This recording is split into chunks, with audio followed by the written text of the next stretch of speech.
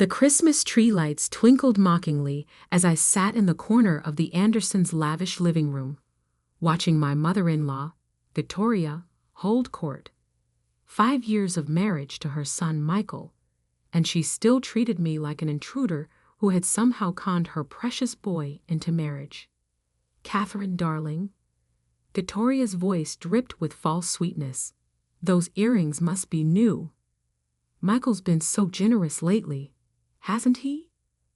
I touched the simple pearl studs I'd bought myself last month with profits from my latest investment.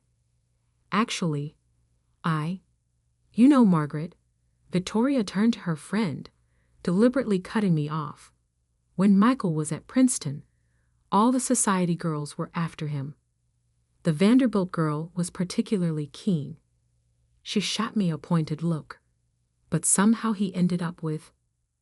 Well, I took a slow sip of wine, remembering the day I'd first met Michael.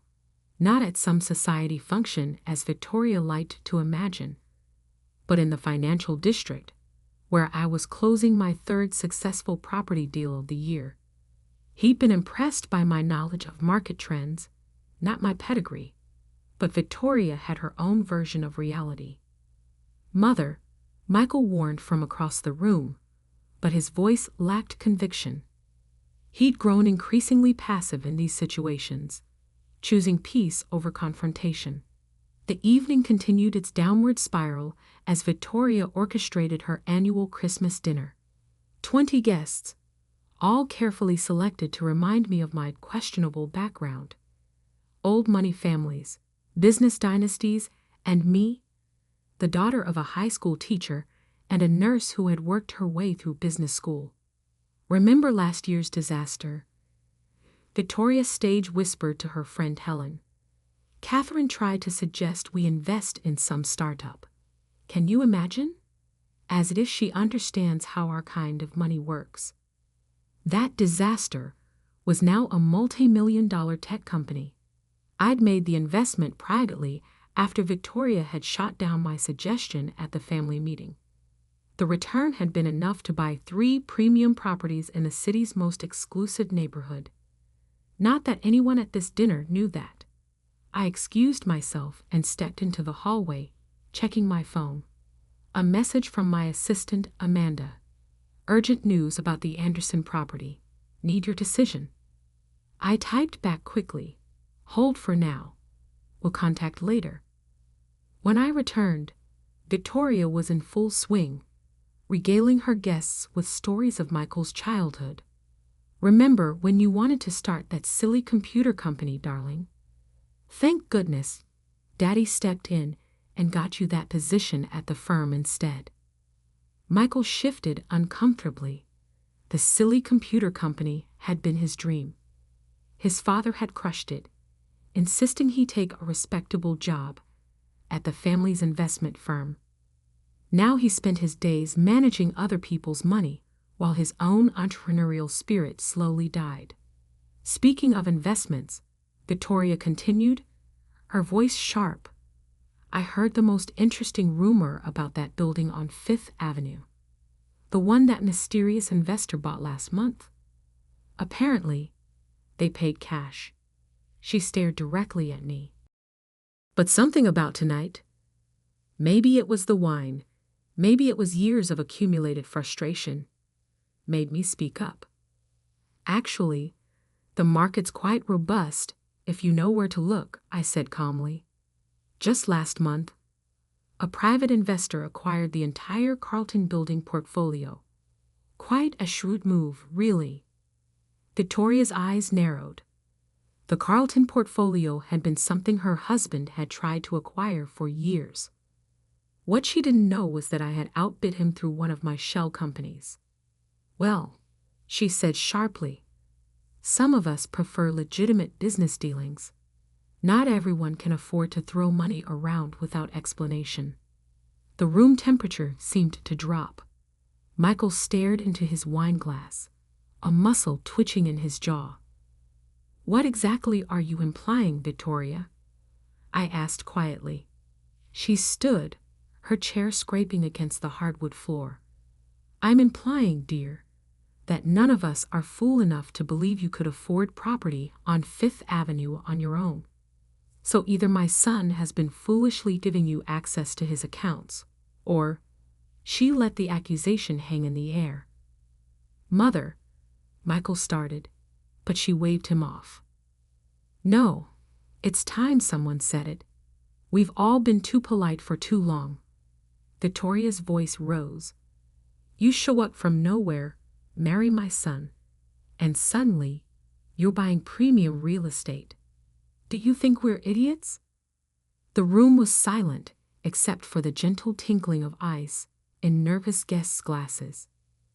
Let's be clear, Victoria continued, her voice trembling with anger. We all know what you are, a gold digger who got lucky with my son. But if you think you can use his money to play real estate baron, gold digger.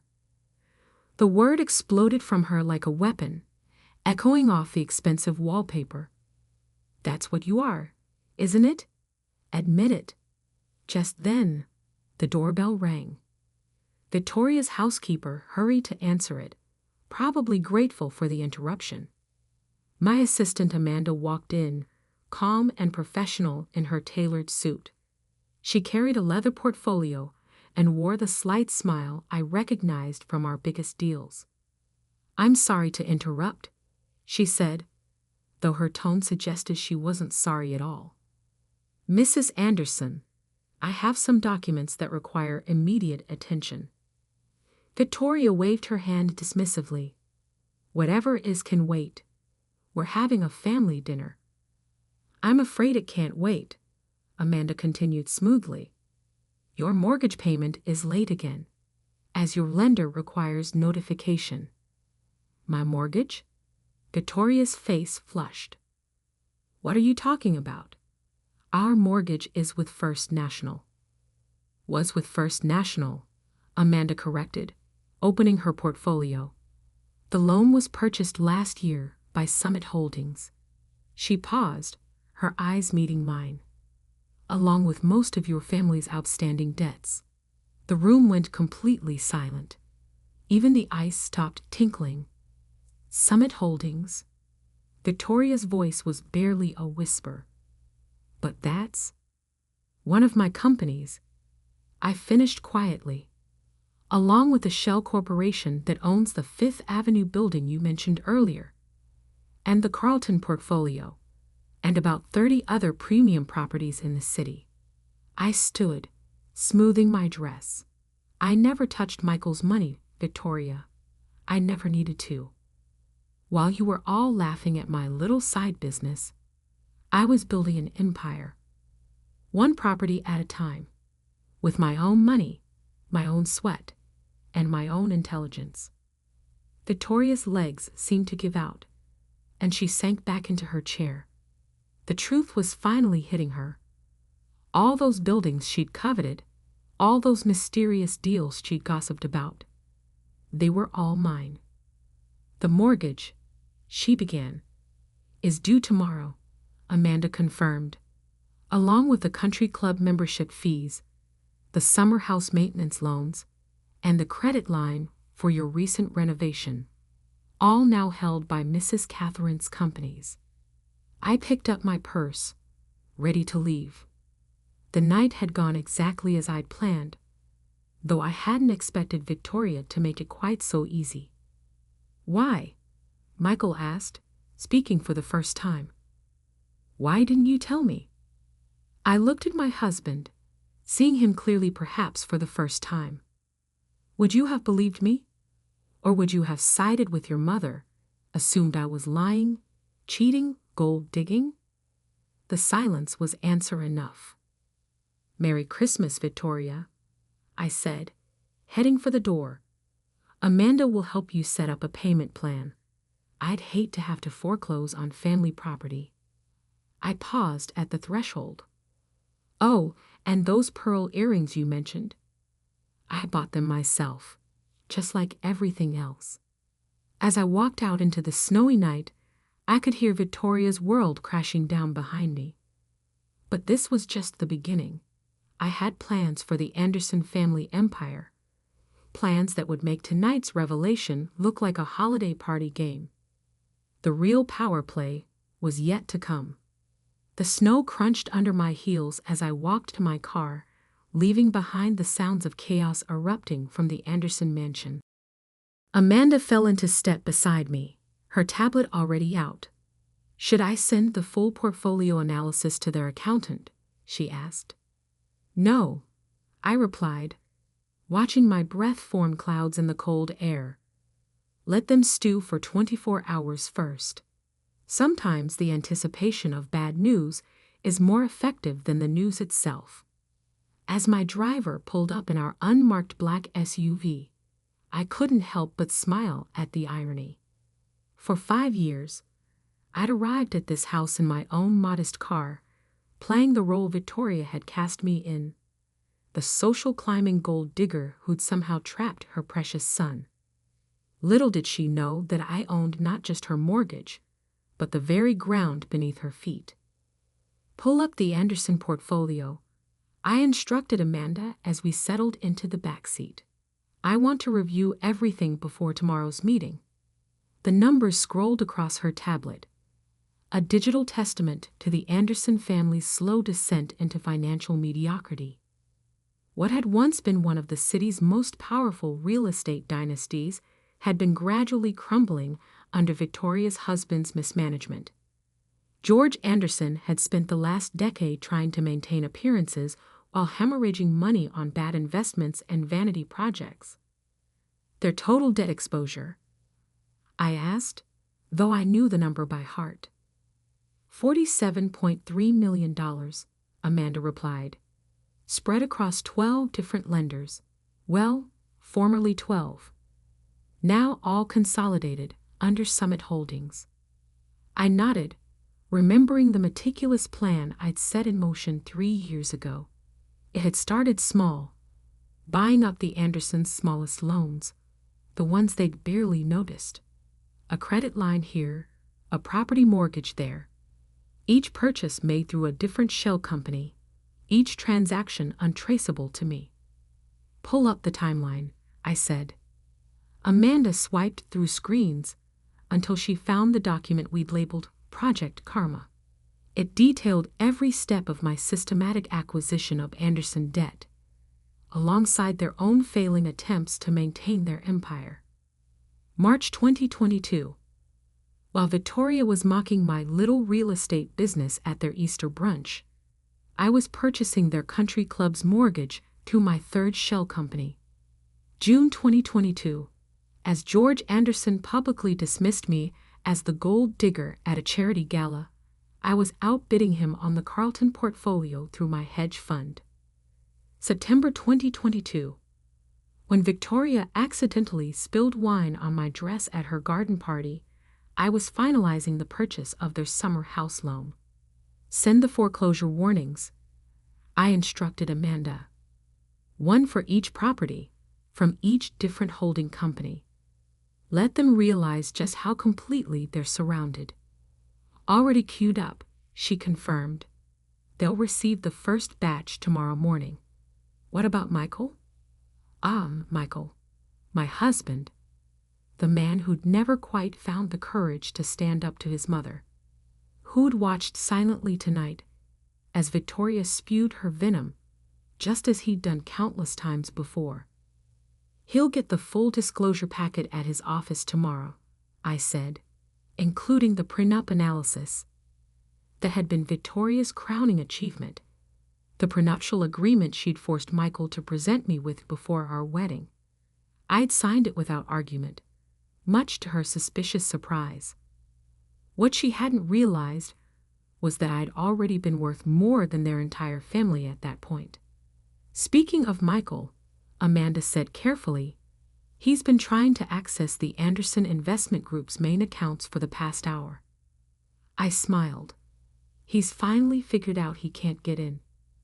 Yes, the system locked him out at 9 p.m., exactly as planned. Another piece of the puzzle falling into place. While Victoria had been busy watching me for signs of gold digging, she'd missed the real threat. Over the past year, I'd systematically gained control of their investment group's digital infrastructure through a series of seemingly unrelated AT contracts. "What's our current position in Anderson Industries?" I asked. Amanda pulled up another screen. "Through various funds and holdings, we now control 48% of their public shares. Another 3%, and we'll have majority control." I watched the city lights blur past the car window, remembering the day I'd first met the Andersons. I'd already been successful, already building my empire in secret. But something about their arrogance, their casual cruelty wrapped in social pleasantries, had triggered a desire to teach them a lesson. "Send me the guest list from tonight," I said. "Already done. Interesting note. 3 of the couples present are also heavily leveraged with loans we've acquired." Perfect. The Andersons' social circle was about to discover that their financial foundations were as shaky as their moral ones. "What about the evidence file?" I asked. Amanda patted her briefcase. "All here. Every email, every memo, every questionable transaction George Anderson has authorized over the past decade. Enough documentation to interest both the SEC and the district attorney's office. I discovered George's creative accounting practices 2 years ago. Rather than expose him immediately, I'd carefully documented everything while buying up his debt. Sometimes the best weapon is simply knowing when not to use it." The car pulled up to my private office building, not the modest space where I met clients, but the penthouse suite where I actually ran my empire. As we rode the private elevator, Amanda updated me on the night's market movements. "The Asian markets are responding to our positions exactly as predicted. By morning, Anderson Industries stock will be down 3%. Just enough to panic their board members, but not enough to trigger any regulatory alerts. The pieces were all in place." "What about Victoria's pet project?" I asked as we entered my office. Amanda pulled up another file. "The Anderson Foundation? Their annual gala is scheduled for next week. All the old money families will be there, as usual." "Perfect timing," I said, settling behind my desk. "Have our PR team ready. When Victoria realizes she can't make the donation she's already promised, the social embarrassment will be—" I paused, choosing my words carefully. "Educational." I spent the next 2 hours reviewing documents and signing authorizations. By morning, the Andersons would face a coordinated assault on every front: financial, social, and legal. Each move had been planned months in advance, every contingency accounted for. "Should I activate Phase 2? Amanda asked as she prepared to leave. I thought about Victoria's face when she called me a gold digger, about Michael's silence, about 5 years of subtle insults and social snubs. "Yes," I said. "It's time they learned what real power looks like." As Amanda left, I pulled up the real estate listings on my private server. The Anderson Mansion, their summer house, their beloved country club. I owned it all now, one way or another. But property was just the beginning. My phone buzzed. Michael, calling for the 3rd time tonight. I let it go to voicemail, just as I had the previous calls. He'd had his answers soon enough. Tomorrow, the Andersons would wake up to find their world crumbling. Their accounts frozen, their properties in jeopardy, their social standing teetering on the brink. But that was just the opening move. I opened my safe and pulled out a single file labeled Anderson Legacy. Inside was the document I'd been saving for the perfect moment. Proof that the Anderson fortune had been built on a lie 3 generations ago. Victoria's precious family history was about to become very public. Very embarrassing history. "Miss Sullivan?" My security chief's voice came through the intercom. The team is in position at all Anderson properties, as requested. Excellent, I replied. Maintain surveillance, but take no action until my signal. I walked to the window, looking out over the city I'd quietly come to own while playing the role of the humble daughter-in-law. Tomorrow, the masks would come off. Tomorrow, the Andersons would learn what it truly meant to lose everything. And it would all happen exactly according to plan. The Anderson Foundation Gala was in full swing, crystal chandeliers gleaming above Manhattan's elite as they sipped champagne and congratulated themselves on their generosity. Victoria Anderson stood at the center of it all, basking in what she didn't realize would be her last moment of social triumph. I watched from the mezzanine level of the Plaza Hotel's ballroom, noting how she kept glancing nervously at her phone. It had been a week since the Christmas dinner revelation, and the Andersons' world had been slowly unraveling, one thread at a time. The SEC representatives have arrived, Amanda murmured beside me. They're waiting in the side room as requested. And George Anderson? Still trying to access the offshore accounts he thought no one knew about. She smiled slightly. He's discovered they've all been frozen. I checked my watch. 8:45 p.m. In 15 minutes, Victoria would make her annual speech and announce the foundation's landmark donation to the city's children's hospital, a donation that, unknown to her guests, she could no longer make. Michael stood by his mother's side, his face drawn and pale. He hadn't been home since learning the truth about my empire. The last week had been a brutal education for him, discovering that his family's wealth was largely smoke and mirrors, while his gold-digger wife controlled most of Manhattan's prime real estate. Mrs. Sullivan? A young associate approached with a tablet. The Anderson Industries board members have all arrived. There, discussing the morning's stock report. I nodded, picturing the scene. The company's stock had dropped another 15% today. By tomorrow, it would be in free fall. It's time, I said, straightening my designer dress. Valentino, bought with my own money, as always. Let's go say hello to the family. Victoria saw me coming. I watched the color drain from her face as I descended the grand staircase, Amanda 2 steps behind me with her ever-present portfolio.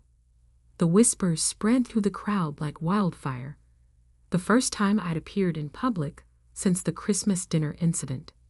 Catherine, Victoria managed, her social mask firmly in place. I'm surprised you'd show your face here. I wouldn't miss it for the world, I replied smoothly. After all, I have some announcements of my own to make. Before she could respond, George Anderson burst through the crowd, his face mottled with rage. You, he sputtered. What have you done to our accounts? Heads turned. The great George Anderson, losing his composure in public? Unheard of. I haven't done anything illegal, if that's what you're asking, I said calmly. I simply consolidated my holdings. Would you like me to explain exactly how much of your family's debt I now own? Victoria grabbed my arm, her fingernails digging in. This is not the time or place. Actually, I cut her off. This is exactly the time and place. I raised my voice slightly. In fact, I believe it's time for the evening's announcements. Shall we begin with your foundation's donation? Victoria's face went from red to white. She'd spent the last week desperately trying to access funds that no longer existed, watching in horror as every financial door slammed shut. Ladies and gentlemen, I called out, my voice carrying across the suddenly quiet ballroom. I'm afraid there's been a slight change to tonight's program. The Anderson Foundation will not be making its promised donation to the Children's Hospital. The crowd erupted in murmurs. Victoria's annual donation was a cornerstone of the city's charity season. However, I continued, Sullivan Enterprises will be stepping in with a donation of $50 million, 5 times the Anderson Foundation's planned contribution. Now the murmurs turned to gasps. Sullivan Enterprises, my company, had been operating in the shadows for years. Tonight, it would step into the light. Furthermore, I went on, I'm announcing a complete restructuring of Anderson Industries, following the SEC investigation that begins. I checked my watch. Now. Right on cue, federal agents entered the ballroom. George Anderson swayed on his feet as they approached him. You see, I addressed the stunned crowd. While the Andersons have been concerned about keeping up appearances, they've neglected to keep up with their legal obligations. The evidence of financial misconduct is quite extensive. You can't do this, Victoria whispered, but her voice shook. We're family. Family. I turned to her, letting years of suppressed anger surface. Like when you told everyone I was a gold digger? When you humiliated me at every opportunity? When you forced your son to choose between his dreams and your approval? Michael stepped forward. Catherine, please. Still can't take a side, Michael? I asked quietly. Still trying to play both sides? Let me make it simple for you. Your family's company is now mine. Your properties are mine. Your social standing? I gestured around the ballroom. That's gone too.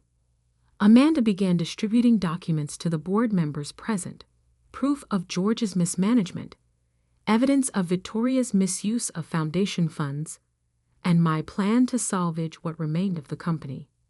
You're enjoying this, Victoria accused, her voice breaking. No, I corrected her. I'm finishing what you started. You wanted to see me as a gold digger? Fine. I just dug up every piece of gold you had and claimed it for myself. Legally, ethically, and completely. The next hour was a blur of activity. George Anderson was escorted out by federal agents. Victoria collapsed into a chair, her social empire crumbling around her. Board members huddled in corners, reading my proposal for the company's future. And Michael finally had to make a choice. I want a divorce, he said quietly, approaching me as the chaos swirled around us. Already prepared, I replied, nodding to Amanda, who handed him a folder. You'll find I'm being quite generous. More than your mother would have been in my position. He stared at me for a long moment. You never needed any of us, did you? No, I said simply. But I did love you once. Before I realized you'd never love anything more than your mother's approval. As the gala dissolved into scandal and speculation, I made my way to the podium. One final announcement to make. Ladies and gentlemen, I called out. While this evening has been eventful, let's not forget why we're here. The Children's Hospital project will proceed as planned under new management. And speaking of management, I paused, savoring the moment. Sullivan Enterprises is announcing its acquisition of the Anderson family's entire portfolio. Every property, every investment, every asset. I looked directly at Victoria as I continued. The Anderson name meant something once. It stood for innovation, vision, and integrity. Somewhere along the way, that legacy was lost to pride and prejudice. Today, that legacy ends. The crowd was utterly silent now, watching the fall of one of the city's great families and the rise of a new power. For those of you who knew me only as Michael Anderson's wife, allow me to properly introduce myself. I'm Catherine Sullivan, CEO of Sullivan Enterprises, and as of today, the owner of the largest real estate portfolio in Manhattan. I smiled, thinking of that first day I had walked into the Anderson mansion, when Victoria had looked down her nose at my humble background. "Oh, and Victoria," I added, almost as an afterthought, "about your mortgage. I'm afraid I'll have to decline your request for an extension. You have 30 days to vacate the property." As I walked out of the ballroom, head held high, I heard Victoria's anguished cry behind me. 5 years of insults, accusations, and contempt had finally come full circle. Amanda fell into step beside me. "The press is already calling it the takeover of the decade." "No," I corrected her, stepping into my waiting car. "They're calling it karma." The next morning, as I sat in my penthouse office reviewing the aftermath, a small package arrived. Inside was a familiar pair of pearl earrings, the ones Victoria had sneered at during Christmas dinner, along with a note from Michael. "You wore these the day we met," he'd written. "I should have remembered that you've always paid your own way. I'm sorry I forgot who you really were." I placed the earrings in my desk drawer, a reminder of where I'd started and how far I'd come. Outside my window, the Manhattan skyline glittered. My skyline now, built not through marriage or inheritance, but through determination, intelligence, and the underestimated power of a woman they'd mistaken for a gold digger. Victoria had been right about one thing. I had struck gold, but not in the way she'd thought. I'd struck it through years of careful planning, strategic investment, and the patience to wait for the perfect moment to show them all exactly who they'd underestimated. The Anderson legacy was over. The Sullivan era had begun.